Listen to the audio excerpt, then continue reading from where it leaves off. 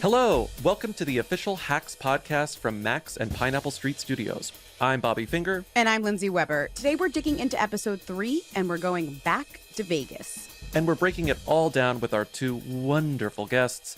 First, we will be joined by the writer of the episode, Ariel Karlin, and then we will be joined by Hacks poker queen herself, Poppy Liu, who plays Kiki. Listeners, this is your official spoiler warning. If you have not yet watched this episode, go back and do that before you listen to us talk about it. The point is to warm up to each other. We're supposed to bond, mingle, play Cards Against Humanity. If you would have given me 2 seconds to grab my deck. You know how much work we have to do. We do not have the time to find out, what their last names are and all that shit. Today we'll be talking about episode 3, What Happens in Vegas, written by Ariel Karlin and directed by Lucia Agnello. So basically, before we get into it, let's go over the main things that happened. The writers go on a retreat to Vegas. I called it that because legally I was advised that I couldn't take them into an office over the weekend. They are coming up with the opening bit. So how do we make millions of people want to go to bed with me? They party all night. Deborah, sit down or take your top off. I know you got them bangs. And then they go back to LA and get in trouble. Well, there were many reports about highly inappropriate behavior on your writer's retreat. I love this episode because when the show sort of transitioned to Los Angeles, I was kind of like, I miss Vegas. I want to see Vegas. I kind of love Vegas, weirdly. So when I saw that they were going back at the end of episode 2, I was thrilled. A, because we're moving. B, because I knew we would see Mayor Joe, played by Lauren Weedman. And C, I knew we would see Kiki, played by Poppy Liu, who we're talking to later in this episode. Everyone was here, It was delightful. Yeah, I think of Hacks as a show about Vegas more than I think of it as a show about Los Angeles. Vegas is way more fun. I think it's probably way more fun to write Vegas than it is to write LA, especially for people who live in LA. And even when they write LA, they write almost a Vegasification of LA when they talk about the Americana and kind of the scenery of it all. So I think it's just way more fun to be like, we're in Vegas, we're partying, we're racing cars. Like everything is bigger and brighter. And I just think for a show like this, it works better. And how else can you have a scene where you're racing cars? That literally only makes sense in Las Vegas, Nevada. Well, first of all, how do you even... I was wondering. I don't even understand how they let people do that. I don't think that they do, but that's fine. The show was established Deborah so well. She's like paying off the mayor to get what she wants, that it's like, you know what? Deborah can do whatever she wants in this town, and she can't necessarily do whatever she wants in Los Angeles. You're telling me that it's a bigger HR violation to have your staff members do drugs unattended than to race cars like around a track at full speed? I just feel like that would be way more of an insurance liability that they would get in trouble for. There must have been a very long release where you're signing your life away. No, I don't think that there was. I think everything was done backdoor. Deborah's calling in every single favor that she's ever had, which is the entire town of Las Vegas. I mean, she is the queen of Vegas. I think this episode really sells that too, is that she kind of is like pulling every stop, when even though she's not obsessed with them going on the retreat, she's like, well, we're gonna have a good time, and I can make that happen easily. I did appreciate the way that Deborah was allowed to sort of flex her Vegas muscle. Like, if you thought the drugs were already an HR violation, if you thought the racing was already an HR violation, she's like, we're going to a strip club, and guess what? It's owned by my friend Loretta, who's played by the comedian Lunel. Hello? Loretta! Hi, Deborah. Thank you for hooking me and my writers up. Anytime, baby. I love your ass. Oh, you are the best. Now don't none of y'all fall in love. I promise you they don't love you back. My favorite scene in the strip club, though, I really laughed, was when they go to fight in the private room and there's a stripper in there and she's like, okay, do you want a lap dance? And they're like, no. And she's like, can I just like look at my phone? And they're like, sure. I think my favorite scene of the episode comes after the strip club when they are driving back and Deborah is speeding down the street, the highway, the something in Las Vegas, and they get pulled over, because the moment I saw the sirens, I was like, she's got to call Mayor Joe. One of my favorite characters in the show, played by Lauren Weedman. I've been a fan of Lauren Weedman since Looking, the honestly kind of underrated show on Max about the gay friends in San Francisco, and she was the one non-gay man in the cast. And it's always kind of delightful for me to see her on television again, even if it's in one single kind of dynamite scene like it is in this. My favorite line that she delivers in this is when she shows up seemingly wasted and then confirmed to be wasted when she speaks to Deborah later on. She says, I don't get why firemen are more popular than cops. Then again, I don't really follow the news. You're the mayor. Yeah. Isn't that cool? Well, the funniest thing about that joke is that they don't cut from that joke. Ava goes, "You're the mayor." Like that's the funny. Sometimes this show does this kind of sitcom-y thing where they'll cut from the joke, being like, the joke is the joke, and we don't need to see what happens after. But then sometimes there'll be a straight person there. I mean, rarely is there a straight person there, but in comedy terms, a straight person will be there and talk back to the joke, and that almost makes it more funny. And another thing that only works in Vegas, because I have to say, I think most people don't know how Vegas works. I know people who live in Vegas know how Vegas works, but to me, it's a lawless town. It's a video game. It's like a fantasy. Once again, we're reminded about how rich Deborah is. All of this is just in her palm. Even the mayor is like, "See you at my next fundraiser." That you will be hosting. Deborah doesn't care. She doesn't care at all. That scene is also important, not just because it's funny, but because it directly inspires Deborah and Ava to have the idea for the opening bit of the show, which is the reason they're there in the first place. And it is to make the opening bit as if Deborah is getting out of women's comedy prison. Yeah, maybe it's like an overcrowded women's prison, and then next door is a men's prison, but it's completely empty. And you've been chipping away at the wall with a pen, like Shawshank Redemption style? Eyebrow pencil. Yeah, and there's like a Deborah Vance Vegas residency poster covering the hole. Oh, yeah. And then you're walking back to your cell from the warden's office. You're wearing the orange jumpsuit. We pan down. You're wearing Louboutins. Meanwhile, back in Los Angeles, not only has Stacey found out and gotten really pissed off about what they did in Vegas, they have come to this agreement where Stacey now has to shadow them for the foreseeable future to make sure they don't commit any future HR violations. When they're in the back of the cop car before Mayor Joe gets them out, they do finally talk about the blackmail in pretty straight, direct terms. Great place to talk about a blackmail, by the way. In the back of a cop car. Absolutely the While worst idea handcuffed. you've ever had. You don't think there are microphones? Whatever. We're not getting into But it. Ava says that she blackmailed Deborah not only for her own benefit, but for Deborah's benefit. Do you believe her? Do you think Deborah believes her? Well, we know what Deborah thinks. But, like, do you think Ava actually thinks that?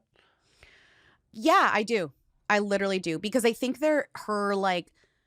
as this show unfolds, I think you realize the motivation behind Ava's blackmail is because she genuinely is like, I'm doing the bad thing to actually have the good outcome. I'm doing the bad thing because I care about Deborah so much, really, that I want her show to be good. And I actually really do not believe that it will be good without me. But I think there is a twisted thinking where, like, she doesn't think of herself as a bad person. So therefore, No. I think when it comes down to it, she's like, for your show to be good and successful, that is why I did the blackmail. Like, that's why I did it. And as a viewer, you're kind of like, okay, yeah. Because I think we have a way more objective view of how Deborah got to where she is currently, which is like, she was not doing well in her old school comedy style. Ava came along, their connection propelled her into a new form, and that's how she kind of got back into it. And I think Ava knows the same, but that's the issue with the Late Show, is that they won't let Ava let Deborah be that new version. And Deborah has yet to acknowledge the importance that Ava has played in her career. Well, so you're just sort of like, right, when she will you doesn't get quite to that see it. area? Yeah. She doesn't quite see it. I think it'll come to pass that she realizes it, but right now it's not. She is so fully in the kind of like, we have to make this late night show work the way that late night shows have worked for eons. Yeah. Well, when you get scolded by Helen Hunt as Winnie, it's hard to get that from your mind, you know? You have to make Winnie happy. Worse than the cops. Tell Helen Hunt. Who would you rather be in the back of? Whose car would you rather be in the back of? Winnie or a cop? Wait, I want to be in Helen Hunt's car. I'd rather be in Winnie's car than a cop. I'm in Just Helen cut Hunt. me even asking I'm that. in Helen Hunt's car yelling like questions about twisters. No, I want to be in Helen Hunt's car always. Always. So next up, we are going to hear my conversation with the writer of this episode, Ariel Karlin. I was there alone with Ariel. So Lindsey, you get to hear this for the first time. I'm ready. Let's listen to it.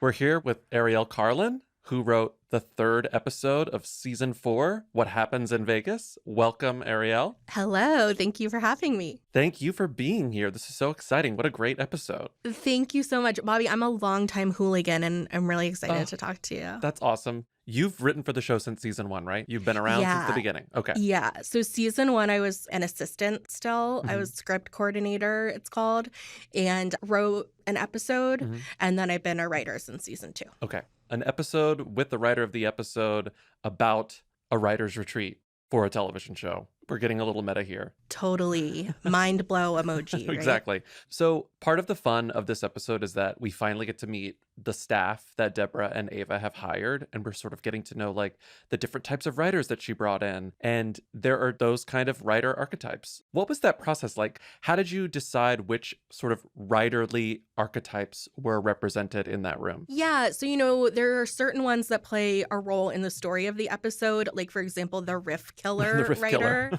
Maybe it's like a bunker situation where you've been in like a bomb shelter for the past 45 years. Yeah, maybe you went down there to get a bottle of wine and the door locked behind you. And you've been surviving off canned beans. Yeah, and you can't stop farting. Because of the beans. So we knew that one would be a riff killer, and we knew that one would be a more sensitive person who Deborah would make cry in that scene. But there were some that were sort of up for grabs. In the first draft, I did get to just kind of be creative and put some various ones in. At one point, honestly, in the draft, there were 2 writers who never talked who looked like Mary-Kate and Ashley Olsen, and they didn't end up staying in the episode. So there was a lot of brainstorming about different types of writers, like you said, also who we would want to feature in the show. There is the whole plot dynamic of Ava wanting a young, diverse writer's room and Deborah feeling scared to sort of veer from the veteran writers who she knows already. So that definitely was part of it. I have been wondering this since early in the series. And since you've been there from the beginning, I think that one of the most compelling aspects of the show that I'm sure everyone agrees with is that you never quite know what to expect from the kind of hostility level between Ava and Deborah. And the fact that it ebbs and flows pretty elegantly throughout the series is one of the most impressive things I think about the writing. Like, how do you make these people like each other, dislike each other, like each other, dislike each other in a believable way over and over and over again, year by year? And I've wondered if there was some sort of like internal lingo or shorthand that the writer's room has when it comes to like the DEFCON level between Ava and Deborah. Are you saying like, oh, in this episode, they're at a 3 and a 2. This episode, they're entirely at a 1. Do you discuss their sort of hostility in those terms? We definitely discussed their hostility, not quite in those terms, but some terms that I think it would be okay to share from the writer's room that have definitely been used are, there was a lot of conversation about who's the dom and like who's the top in certain eras of their relationship, because it goes back and forth. So that definitely is said a lot. And then another thing that's just sort of shorthand for when they're getting along well together is they're doing their Deborah Ava rat-a-tat-tat. Yeah. And then when they're mad at each other, they don't have the rat-a-tat-tat. So those are some things just off the top of my head of how we describe their DEFCON level, as you say. The rat-a-tat-tat. That scene when they're in the conference room and they're constantly going outside and then coming back in and acting like everything's fine and then going outside and yelling at each other. The balance of like, we have to keep together for the writers, but then also we have to have an explosion. We can't keep going on like this. It's torture. You really think that if they have a good time, they'll work harder and write better material? Yes. Fine. I will show them the best weekend of their lives right before I grind their bones to dust. Okay, who wants to have some fun? The best weekend of their lives, per Deborah. When you were brainstorming this episode, were there sort of wild antics that didn't make the final cut? Like, was it hard to choose which, like, oh, the strip club, a bus full of drugs, What were things that you wanted to do that maybe said, oh, this is too much? It was almost more like the opposite. Like, we wanted to make sure that it was really fun. So we were kind of, as we went on with the episode, adding more and more fun things in. Like, one of the last things that got added was the car race scene, because we were feeling like, well, this is a Vegas episode. And even though so the story has to do with the writing of the show, Deborah and Ava, but also we were like, this is the episode of the season where we're in Vegas. We need the Vegas flash and fun. So the car scene got added, and I think just adds some pizzazz. I was very excited when I saw how that came out. And, well, one thing with the drugs is I think the original version had the guy with the briefcase had some scarier drugs. And like, we were like, let's make it fun ones. Four Loko, great idea. Yeah, 12-year-old Four Loko. But yeah, I think definitely we were trying to add the things in that would make it fun. Can you talk about the process of sort of being able to revisit the Vegas cast of characters? Because some of my favorite characters in the show are Kiki, the mayor, oh my God, Lauren Weedman, and Loretta. How did that come about? And is that always exciting to sort of return to these, I mean, at least for me, fan favorites? Yeah, absolutely. I think it's exciting that the show moved on from Vegas into these other areas because it's kept it fresh and there have been new plots and bigger objectives for Deborah. But it is sad to miss the things from Vegas. Kiki also is a favorite character of mine. When I was still a writer's assistant during season 1, one of my assignments was to write the audition sides for Kiki, which would be like a fake scene that the person would audition with. And I ended up writing the scene that got put in the show of Kiki and Ava driving in a car together. That was you? Yeah. Oh, that's one of my favorite scenes of the whole series. The Selena Gomez, Lose You to Love Me. What a great moment. Yes. And I got to choose that song. I never thought they would really license and get the song. So that was so exciting. But yes, because of that and also just because of the character, I have always felt especially attached to the Kiki character. So yeah, I think everyone was really excited to think like, okay, which Vegas characters can we get in this episode? Because this would be the most natural way to feature these characters this season. But also, I definitely was feeling like we don't want it to be too shoehorned in. Right. Like, it should make sense. But of course, they're at the casino, so Kiki would be there. And I think we actually added the backstory. Like, we hadn't addressed before this episode that Loretta, played by Lunel, owns or manages or runs a strip club. So that was so we could feature her. But I think it totally works with her character. And the way that Lunel says that she used to play trivia with Ava, she's running inside, really cracked me up. So yeah, it was really great to see those characters. And who knows how much Vegas will be in the future of the show or not. So we really wanted to visit everyone. I'm going to get back to Mayor Joe again, one of my favorite characters in the show. The moment that car pulled up, I was like, there she is. She's in there. It's got to be her. Can you talk about writing her in, how you wanted to place her? Was she always going to be the person that Deborah has this transactional moment with where she's like, you scratch my back and I'll scratch yours? Yes, it was always going to be Mayor Joe because, being in Vegas, we definitely wanted to feature her. One thing I love about Hacks is how grounded in reality it is. And one thing that I feel like I've learned a lot is how to really sort of comb through every joke to make sure it fits in the reality of the show. But one thing that's fun about Mayor Joe is she's such a sort of like wacky person that her jokes can be a little bit more unusual, a little less grounded just because her as a person is like that. So it is very fun to write for her. I also think the actress Lauren Weedman, who plays Mayor Joe, is so funny. I had seen her on Looking before she was on Hacks, but I'm always so impressed when I watch her in the episodes. She says the lines in a way that I never could have even imagined, and it's so funny. Hey, but you don't want to take a breathalyzer. That's fine.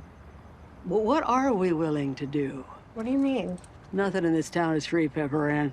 You scratch my back, I scratch yours. Actually, that sounds really good. Would you scratch my back? I live alone. But in that scene where Deborah tells Mayor Joe that she will donate to her campaign and host that fundraiser if she gets her off the hook for this speeding ticket or whatever the violation may have ended up being, Ava's right there in the seat and she witnesses Deborah conducting this sort of quid pro quo to get exactly what she wants. It's not clear on the screen, but it's something that Ava's definitely sort of like considering in the moment where she's like, wait, she's mad at me for doing kind of the same thing I did with her. It's not necessarily blackmail, but there's a version of this here. Like, was that an important moment in the beats of the story for you here? Well, I think it's more that it's just one of many examples of Deborah behaving this way. And she is kind of who taught Ava to operate in this way. Right.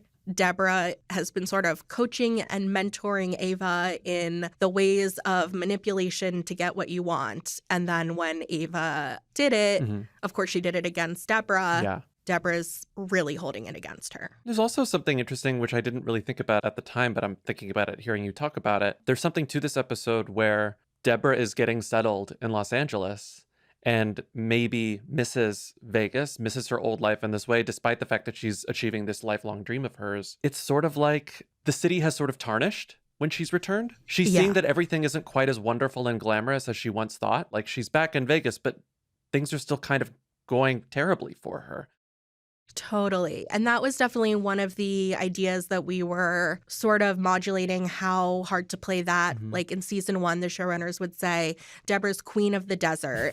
And it's sort of like she is in this smaller fishbowl and gets to be on top of everything, but she has sort of withdrawn from her true white whale and true big dream, which was to have her own late night show. So it's like, it's not as rosy as she may have thought it would always be. Totally. Plus, she's super stressed out. She's super stressed out. She can't stop speeding. After this Vegas experience is over, they go back to Los Angeles, and then they interact with HR Stacy, played by Michaela Watkins, and we have this exchange, which we can play a clip of here. Who told? I'm gonna beat their ass. No, you can't say that. She can't say that. That is not permissible. You don't beat someone's ass.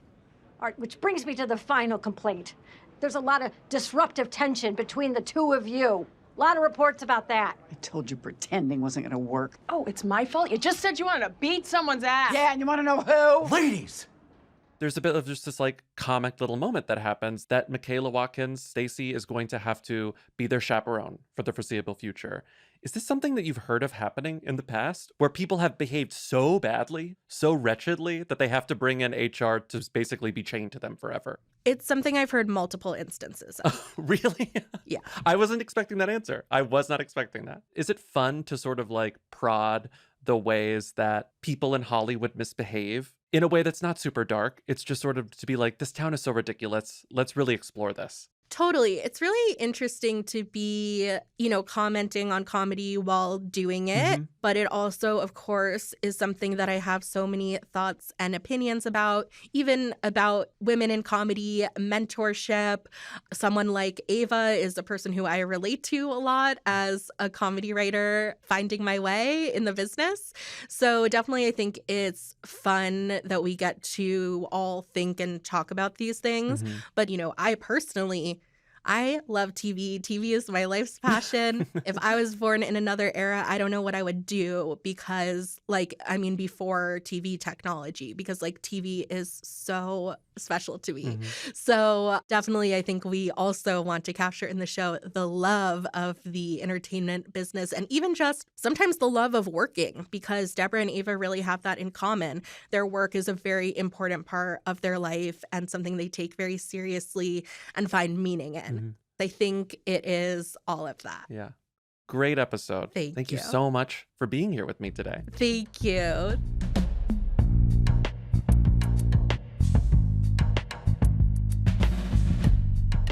And joining Lindsey and myself on today's episode is Kiki herself, Poppy Liu. Hi, Poppy. Thanks for talking to us. Hi, thanks for having me. I'm so happy to be here. We're so happy to have you. This is very exciting. We were so happy to see you return in this episode. Big moment. We love Kiki, and I love that it's her, in her element. Truly. I mean, when they left Vegas, I was like, oh no. She's a casino girly. Yes. They can't leave all the Vegas girls behind. Exactly. And Kiki is a Vegas girl. She's like the mayor of Vegas. She's not leaving. Socially. That one moment when they're like, you should be a writer. And she's like, no. She's like, LA is too cold. LA is too cold. And I really like that about her because I feel like she's one of the only characters in the show who doesn't have this manic career ambition that ruins her, ruins her life and drives her ego. She's kind of like, I know my lane. I'm good at it. I like it. And that's it. I have a lot of respect for people that are like that. She's all vibes too. She's like meeting the people. You would think it would be a stressful job that she has. She's kind of like, you're having to just deal with so many personalities, and she makes it look easy. She does make it look easy. Rare, because whenever you go and you're playing poker, you're always like, what's the deal with the dealer? It's also it's a lot of math, and people keep asking me now. They're like, oh, because you had to learn how to deal blackjack, do you know how to play blackjack now, or could you deal? And I was like, absolutely not. I basically only memorize the choreography I have for any given scene, and then I immediately black it out afterwards. So I have zero recollection of how to play blackjack. I don't even know the rules. Wait, I love it. You're doing card choreography. They're telling you. I never would have thought about that. They're like, then you cut the deck, then you shuffle, then okay, this is really fascinating. And I took it seriously too. Especially like I think there was more longer blackjack dealing scenes, I think, in like season 1 where you actually see me shuffling or whatever. So I did practice. And I have too much anxiety to like gambling. I really can't. I like games and like the equivalent of blackjack for Chinese people is mahjong. And like I love playing mahjong with my family, but like we can't even gamble small amounts. I immediately would like spin out. You're just there for the good time. I'm there for the good time. I'm there for the camaraderie. When you first saw Kiki like on the page, what was your immediate kind of thought about like what kind of person she was to you? So it was during COVID. This is like 2020. No one has seen anybody. And I've like done shows before. I did a show called Sunnyside with like Mike Schur, David Miner, Morgan Sackett, like that gang. And, I love Paul, Lucia, and Jen too. So I actually did a couple of like reads for Kiki. And her name wasn't Kiki at the time. Her name was actually Yumi to begin with them. And like we had like talked through the character a bunch and everything. And then months later, sort of just like time passes and whatever, I kind of forget about it. And then in like November, they hit up my team and they're like, can Poppy read for this again? And also, is she available in 1 week to come to LA? Oh my God. And I was like, what? And so I really don't know what happened in the interim, if they had like found someone else, but then they were like, no, we think it's actually Poppy still, or like, I don't know. But all I know is that they were like, is Poppy free in a week and can we meet with her again? So I got on like a call with, actually, no, before I even did my like tape with Paulucci and Jen again, like we had a phone call and they were like, we just want to talk to the character with you again. And they were like, I think it was Paul that said it. He's like, I mean this in the nicest way possible, but we think that she's kind of just you. Because I was really trying to do character stuff where I was like, okay, so like this is, like this is what she's into. I was like, oh, I get it. She's like a mall girly. What I'm like trying to piece together this character in my mind still from like an actor point of view. And he was like, no, I actually think it's way more simple than that. Like, it's actually just you. If you could just do you. Wow. It's Poppy. I was like, yeah. huh. And then That's so anyways, funny. then we did the tape the next day and then I flew to LA the following week. And then my first ever scene was the scene in the Rolls Royce where I'm singing Selena Gomez. One of the one of the best great moments of scenes the of the entire show. show, in my opinion. Next up, I'm dying to listen to the clip of Ava and Kiki reuniting on the casino floor. See, I knew you had a bad bitch inside of you. Deborah didn't. She wasn't going to give me the head writer job. So I took it. What do you mean you took it? I mean, like, I had leverage over her and I used it to my advantage. Like blackmail? Yep.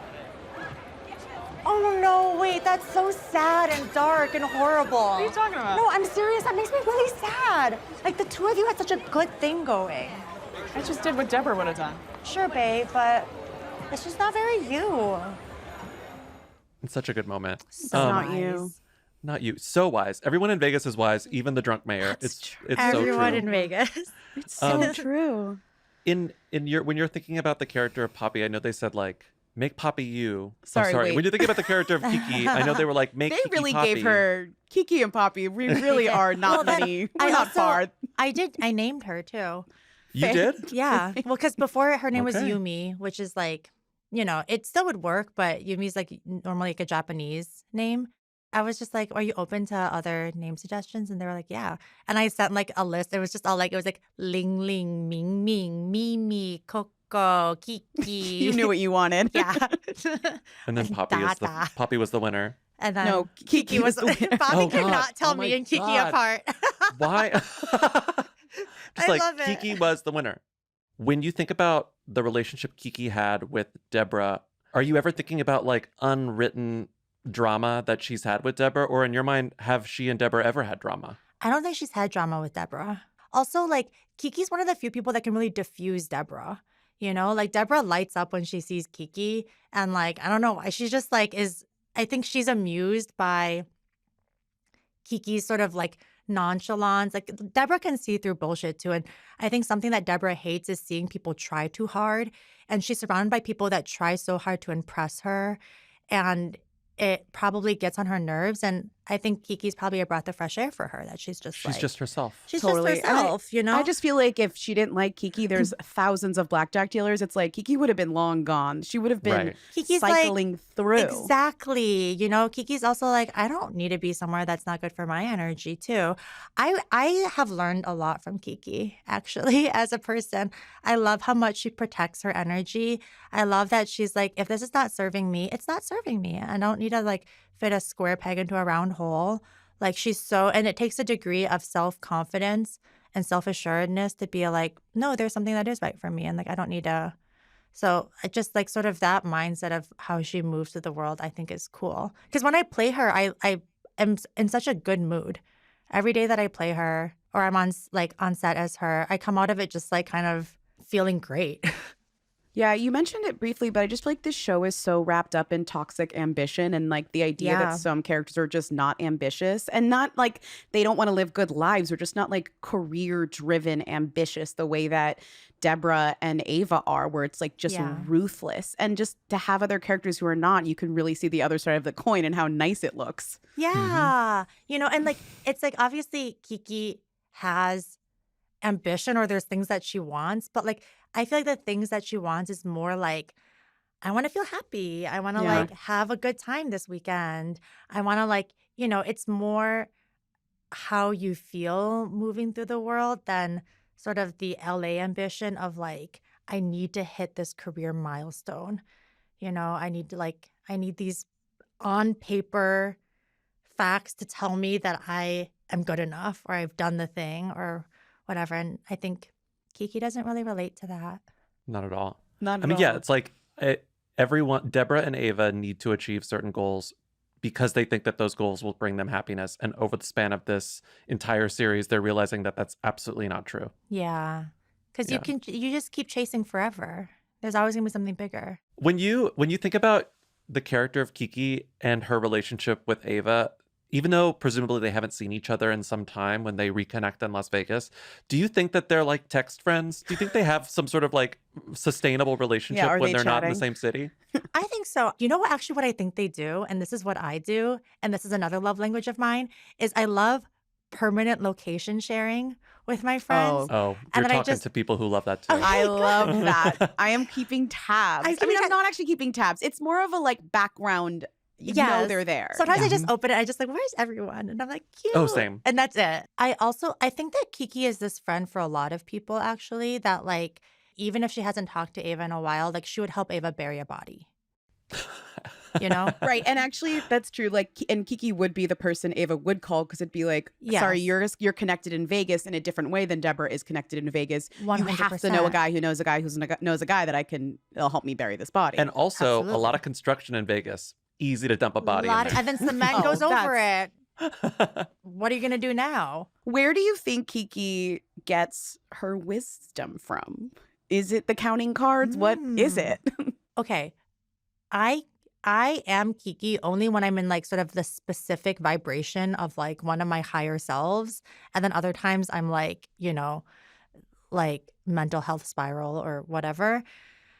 So when I'm in that headspace, I think the only thing that I can equate it to is just like you've had to like live through some stuff to reach that level of sort of self-confidence or peace, you know, to be like, yeah, I've gone through things that felt really hard, or I've gone through periods where I was like, I don't know, I can't imagine making it out of this or being on the other side of this. And then you do. And you're like, oh my God, cool. You know, so I think some of it too is just like, sometimes people go through difficult stuff and you get hardened. Sometimes people go through difficult stuff and they're like, oh, like I got this. And I think that's Kiki. You know, things didn't wear her down. She just was like more buoyant.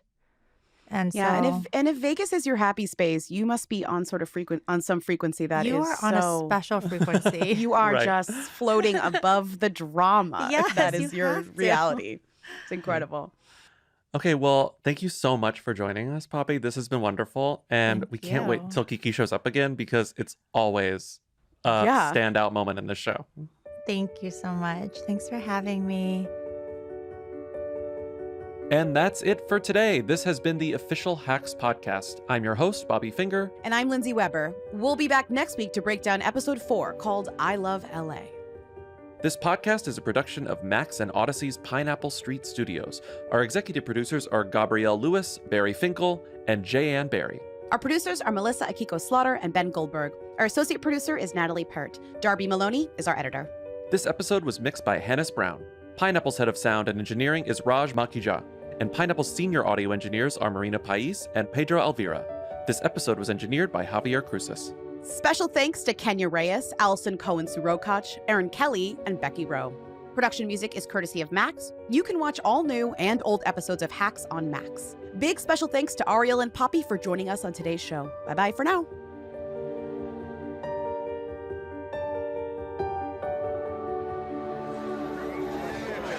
Let's do a toast. Yeah. To laughing out loud. Yeah. I coined that phrase. I've been saying LOL since 1991.